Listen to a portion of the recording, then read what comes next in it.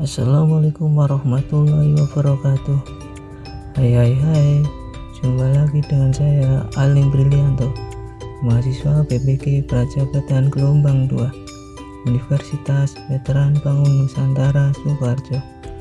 Pada kesempatan kali ini saya akan memaparkan tugas buah 1 nilai kejuangan yang dosen pengampu Dr. Suyahman MSI. Sejarah perjuangan integrasi kebangsaan. Republik Indonesia memang merdeka pada tanggal 17 Agustus 1945. Namun, kemerdekaan itu tidak serta-merta membuat kita bebas dari penjajahan.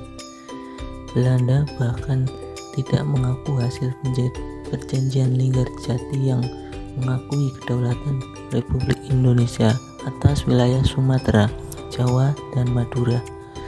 Belanda melancarkan serangan yang dikenal sebagai agresi militer. Akibatnya, kedaulatan dan persatuan bangsa terancam dan memicu adanya perlawanan di berbagai daerah. Untuk meredam konflik antara Indonesia dan Belanda, PBB yang diwakili oleh Komisi 3 Negara menengahi perundingan yang diadakan di sebuah kapal milik Amerika Serikat bernama USS Renville. Hasil perundingan ini mendapat kecaman dari rakyat Indonesia dan menyebabkan Amir Syarifuddin mundur dari jabatannya sebagai Perdana Menteri dan menjadi pihak oposisi yang menentang pemerintah Amir Syarifuddin. Kemudian mendirikan Front Demokrasi Rakyat dan bergabung dengan Partai Komunis Indonesia atau PKI. Puncak dari perlawanan adalah pemberontakan PKI Madiun pada tahun 1948. Selain pemberontakan PKI di Madiun, juga adanya pemberontakan di wilayah Indonesia lainnya. Dari kejadian tersebut, pemerintah Indonesia melakukan operasi militer dengan membentuk pasukan khusus yang meredam pemberontakan tersebut, sehingga semenjak tahun 1950 Indonesia kembali menjadi negara kesatuan Republik Indonesia. Kedaulatan dan persatuan pun dijaga dengan integrasi bangsa. Kemudian sejarah perjuangan sekitar masa proklamasi dan mempertahankan kemerdekaan. Yang pertama, pertempuran 10 November. Kemudian ada pertempuran Ambarawa. Selanjutnya pertempuran 5 hari di Semarang.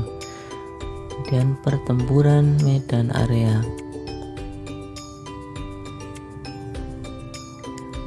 Dan yang terakhir, pertempuran Bandung Lautan Api. Perjuangan masa reformasi. 4 Mei 1998, mahasiswa di Medan, Bandung, dan Yogyakarta melakukan demonstrasi besar-besaran karena menyambut kenaikan harga bahan bakar minyak. Tepatnya pada 2 Mei 1998. Dan pada 5 Mei 1998 terjadi demonstrasi mahasiswa besar-besaran di Medan yang berujung kerusuhan. Pada 12 Mei 1998, aparat keamanan menembak cepat 4 mahasiswa Trisakti yang berdemonstrasi secara damai. 13 Mei 1998, mahasiswa di Jakarta, Bogor, Tangerang, dan Bekasi datang ke kampus Trisakti untuk mengungkapkan duka cita yang berujung kerusuhan. Dan pada tanggal 14 Mei 1998, Soeharto bersedia mengundurkan diri. Akhirnya pada 15 Mei 1998, Soeharto membantah bahwa ia ingin mengundurkan diri dari jabatannya.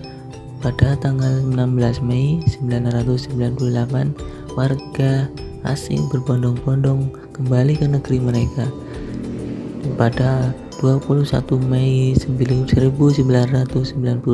di Istana Merdeka, Soeharto menyatakan mundur dari kursi presiden dan B.J. Habibie disumpah menjadi Presiden Republik Indonesia yang ketiga.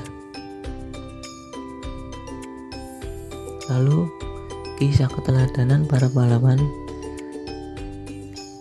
Pertama, W.R. Supratman. Wage Rudolf Supratman adalah seorang wartawan, pemain musik, dan sempat berprofesi sebagai guru.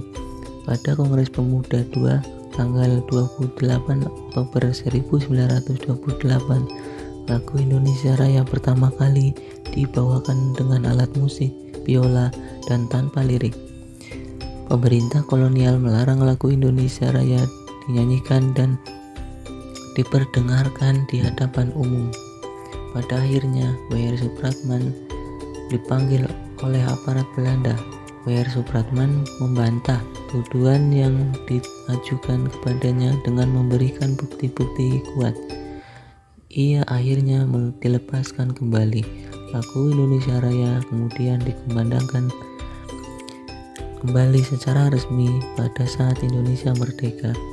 Corak perjuangan Wage Rudolf Supratman yang dapat berguna untuk meningkatkan semangat kebangsaan siswa melalui pembelajaran adalah di dalam pendidikan karakter ada kewajiban untuk menghayati lagu-lagu perjuangan, karena lagu tersebut diciptakan oleh komponis Indonesia yang hidup di masa perjuangan, menunjukkan adanya sebuah proses perubahan di dalam gerakan perjuangan menuju kemerdekaan yang digambarkan oleh lagu-lagu tersebut.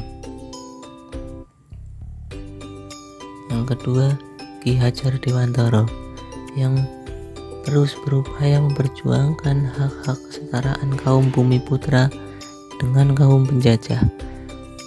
Berkat kebangsawaannya, Suwarti Suryaningrat berhak mengenyam pendidikan di European Lodge School atau ILS, Sekolah Dasar Belanda.